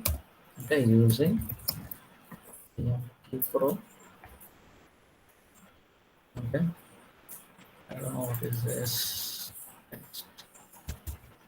TMP.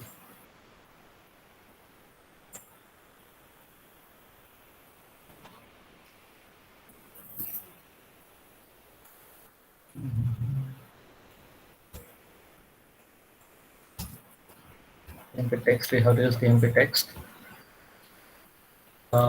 Let me check. Let me add a start function here. And let me add some score.text equal to some value. This some 500 points initially. Let's see whether this is working or not. Right now, my text variable is already empty actually. So what I'm doing, I'm adding an empty script here. These are all my scripts. my scripts. I'm adding this game manager to this. We need a reference to this text mesh pro. This is nothing but my score text, score text. Okay. As score text, you can see it is having a zero value. Whenever I'm running the script, I hope it will add 500. That means the communication what we're trying to get, see it got added. Pretty cool then. So we can easily add at runtime. This is not required now. So we can make our own function saying that add score. Okay. Mm, this is called add score. We'll create a function add score. Inside that we'll pass an argument saying that int value, how much value we need to add to this. For that we require current score plus this actually. We need to maintain a private variable int my score is equal to 0. Sorry, equal to 0. So whenever it start coming here, just make sure that here the my score plus value, and this everything needs should be in a string. Uh, we can put a bracket here. You can simply convert to string. To string is also a function actually. So this is how we'll convert the value number to string and we'll assign it to score text. But this function is available inside the game manager. But how can I access that game manager from coins? Here I'm able to detect, like, I collected a coin actually. Here, yes, here only. So how can I communicate between these two scripts? So here we have option of creating a reference, like, creating an object, create a static variable of type game managers, game manager instance, and assign that instance inside the start function. Okay. Game manager instance equal to this. This talks about current object. Okay. I'm assigning a variable. I'm making that variable as static so that I can access from anywhere. So this will have a reference. Using this reference, what I will do, I'll call this function, and this function should be a public function. Otherwise, I cannot access it. Okay.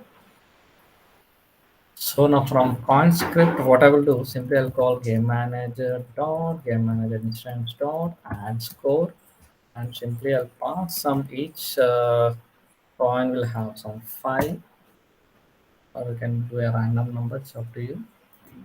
I hope this should work. This should work mean this should be a first variable calling actually.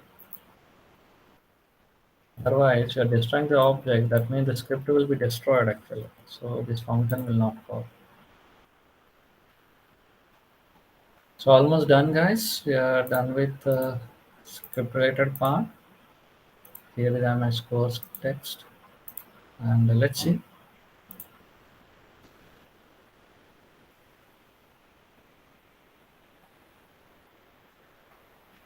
Yeah, it is getting added. No. Okay, some logic is wrong. Let's see what is that logic. With the game manager, my score plus value. So here actually my score is equal to value. Okay. Then we need to remove this, add this one, my score actually. Okay. There's a small logic we missed it. That's the reason it's not incrementing every time.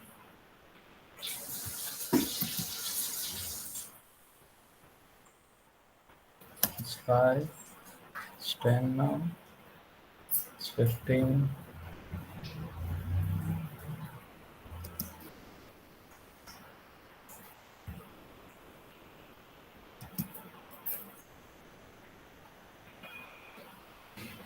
Okay, guys. So we're done with this communication between UI and know how to work with text.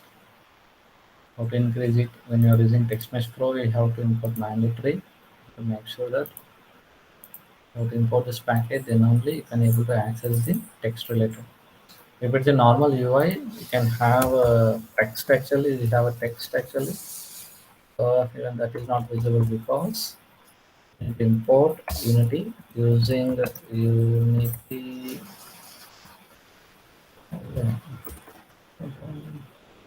and then UI. UI. Import this package, then you can work on normal text. This is normal text actually. Okay. If you want to work with TextMesh Pro, you have to import a package called TextMesh Pro package.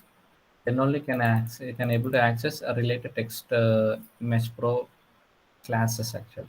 Okay. I hope you guys understood this one.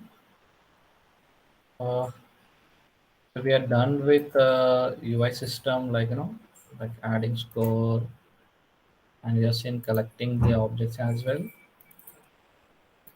Okay, you can make them go. You can spawn them randomly. You can write the code, like anyway. We can create a prefab out of this, and you can spawn them based on your requirement where you want. So what else is pending here? We need an AI. We need some enemy so that it will stop us to collecting these coins. Uh, so we'll spawn some AIs here. So whenever you are reaching near to that, it will stop us to collecting these coins. Okay, that is our next step. Hope we'll continue this tomorrow. Okay, guys, we'll continue this tomorrow. Uh, I want you guys to practice this UI system. What we discussed today, we have seen UI system, and I added the default of whatever the starter kit, the player part. How I added here. Just try this as well, and see the communication. How I'm doing the communication between the scripts, and about the UI part. If you see how I'm able to access the object and how I'm able to add the text to that, the same way you can do even other things as well. Okay, and we have seen button click as well, and how to clicking any button, how to navigate, how to button inputs. So by providing a function where we access the related button object and get the names, this is something like a different, depends upon how we want to access them. Getting the related button name and what action we want to perform based on that you can do. Right now I'm doing screen navigation. Parallel you can do screen changing level from one level to another level. You can do that as well. Okay, guys, I'll do one thing. I'll message this text inside the group, like this is my coins prefab. This may help if people are practicing. This is my game manager.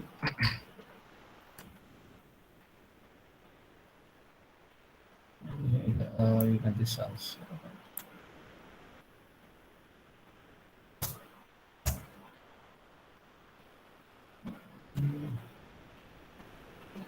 That's great.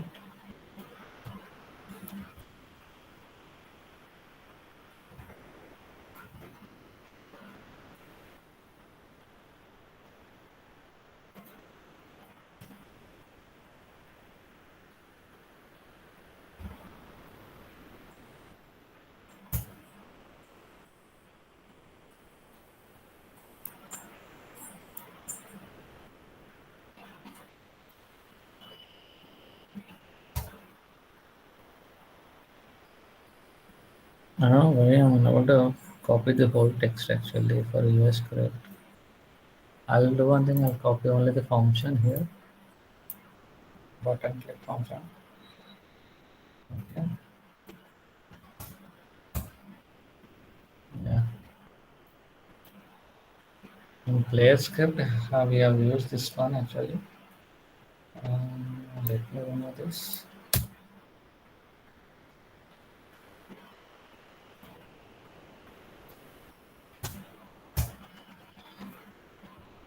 It is on trigger exit.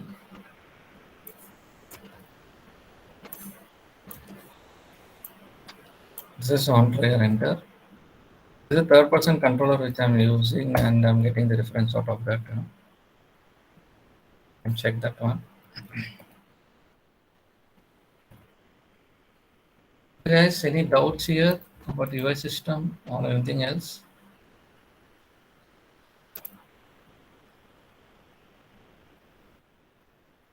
Sir, no doubt.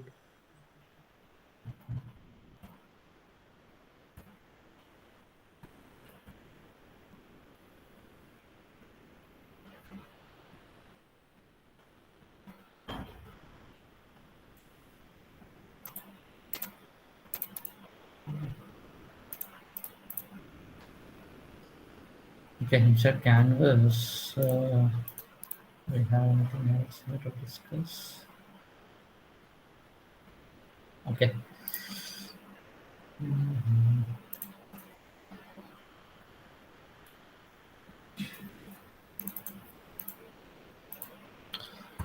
So here I have something to discuss actually.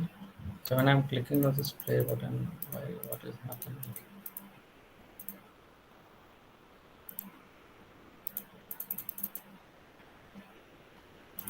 Canvas.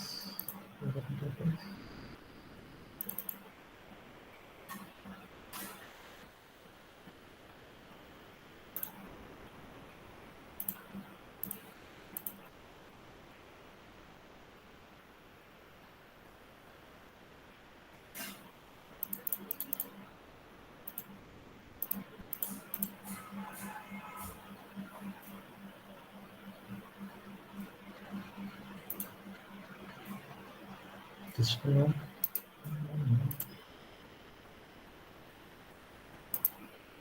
That's working. So now here, like when I started UI system, I explained like Canvas, event system is very important. Like if this object is not there, even though the button is the whatever play button we have, right? Even the play button is interactable. If I'm making it interactable, still it won't work. And I'll show you that a small difference here. Then I'll close it. Okay, this is my play button. If you click on this interactable part, let me do something like this. Click on this. Okay, it's navigating, right? So when I stop this interactable bar, if I click on this, the button won't react actually. Okay, that is the first thing. And another thing, if I don't have event system, suppose if I don't have event system, even though your button is interactable and everything is fine, all the functions and and clicking, this won't work. See, I'm clicking, nothing is happening because we don't have event system. Okay, event system is very important. Sometimes when you're designing or developing, right? Sometimes we miss it, we delete it. Something will happen. So how to get back? Simply go to UI and click on event system. Okay, and play. Okay, it is asking to replace with a new UI system. Okay, no problem. So now see it's working. Okay, guys, that is the difference. This you need to remember with Canvas, event system is very important. And we'll continue remaining part tomorrow, guys, about AI system, and we'll close it. Any doubts, any queries about yesterday's session? You can ask me.